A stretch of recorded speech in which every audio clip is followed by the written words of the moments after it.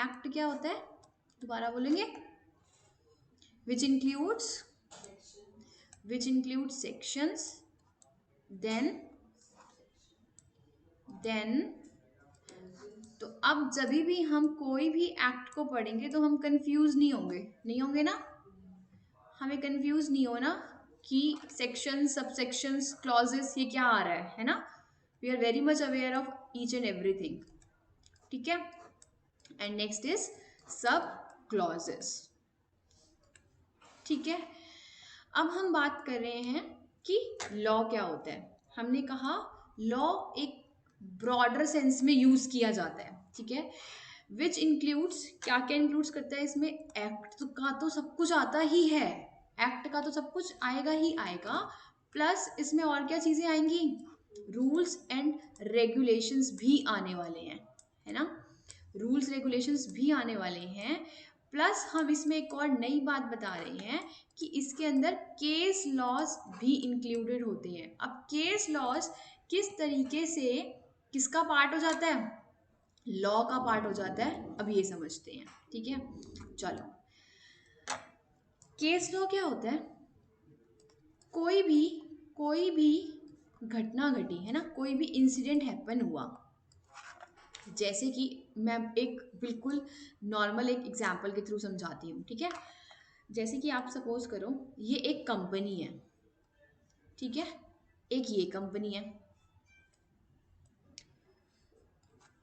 ये है, ये कौन सी कंपनी है, ये एयरटेल की कंपनी है, ठीक है, टेलीकम्युनिकेशन कंपनी है ये एयरटेल की कंपनी है, और इसको मैंने बोल दिया ये कौन सी कंपनी है, ये है वोडाफोन की, ठीक है।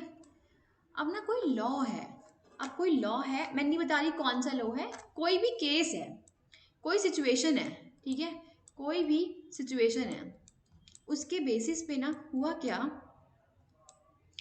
ये था एक सिचुएशन, ये कौन है, ये है इनकम टैक्स ऑफिसर, कौन है ये, इनकम टैक्स ऑफिसर है, और ये ऊपर वाली कौन थी, कंपनी थी, ठीक है।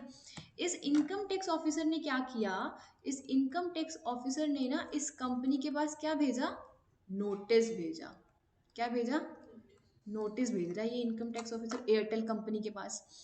क्या कहना चाह रहा है, ये यहाँ पर है ये एयरटेल वाले का पर्सन, ठीक है, कह रहा है भाई सुन सुन सुन, तूने ना अपने ना जो रिटर्न फाइल करी है ना, इनकम टैक्स रिटर्न फाइल, उसमें आपने 10 लाख रुपीस कम फाइल करी है, आपके ऊपर एक प्रोविजन एप्लीकेबल है एक्ट का, उसके उस सिचुएशन के अकॉर्डिंग, उस सिचुएशन के अकॉर्डिंग आपको 10 लाख का टैक्स और देना पड़ेगा, ठीक है। अब जब इसको 10 लाख का टैक्स और देना पड़ेगा, तो क्या क्या ये पर्सन, क्या ये एयरटेल वाला पर्सन चुपचाप जाकर अपना टैक्स पे कर देगा, नहीं ना, बिकॉज ये देखेगा, ये एनालाइज करेगा ना, अरे भाई मैंने अपनी रिटर्न में ऐसा क्या गलत कर दिया, चेक करेगा ना कि मैंने अपनी रिटर्न में ऐसा क्या गलत कर दिया जिसकी वजह से मेरी क्या हो गई है, 10 लाख रुपए की पेनल्टी रेज हो गई है, राइट।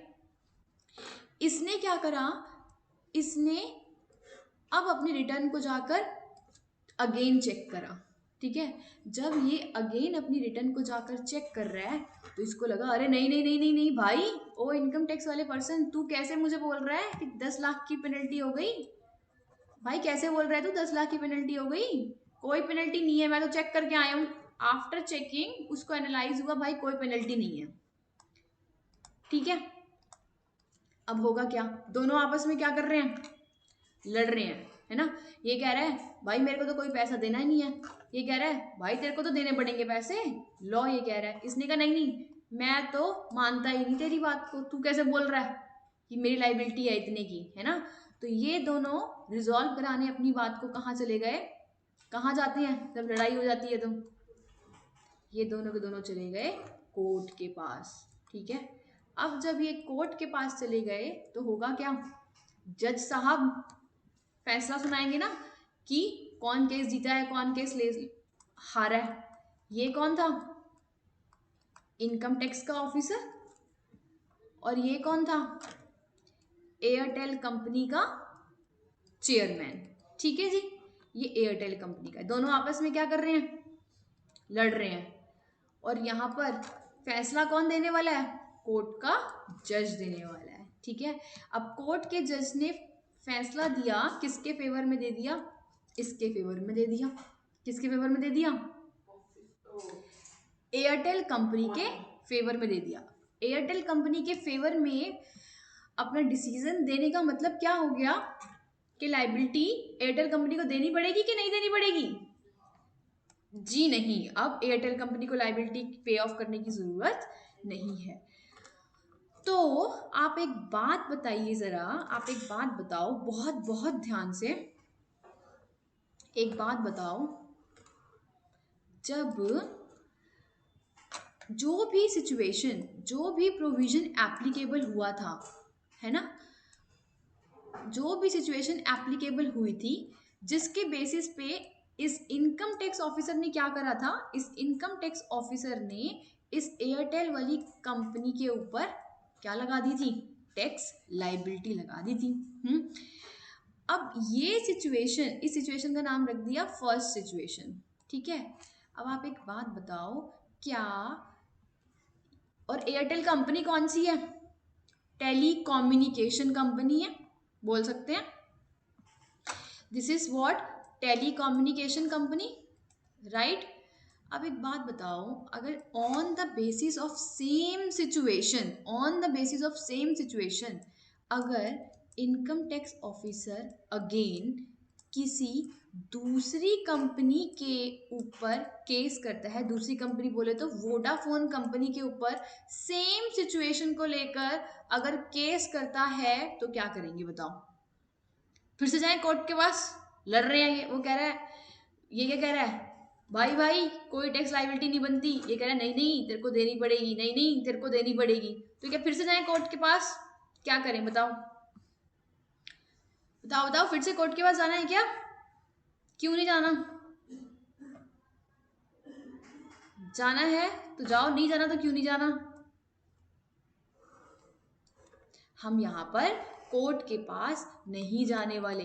कोर्ट के पास कोई फालतू टाइम थोड़ी है। कोर्ट बोलेगा भाई मैं एक सिचुएशन के ऊपर, मैं एक फर्स्ट सिचुएशन के ऊपर आपको ऑलरेडी जजमेंट प्रोवाइड कर चुका हूं, मैं ऑलरेडी जजमेंट प्रोवाइड कर चुका हूं कि भाई एयरटेल वाली कंपनी को पैसा देना है नहीं देना? नहीं देना।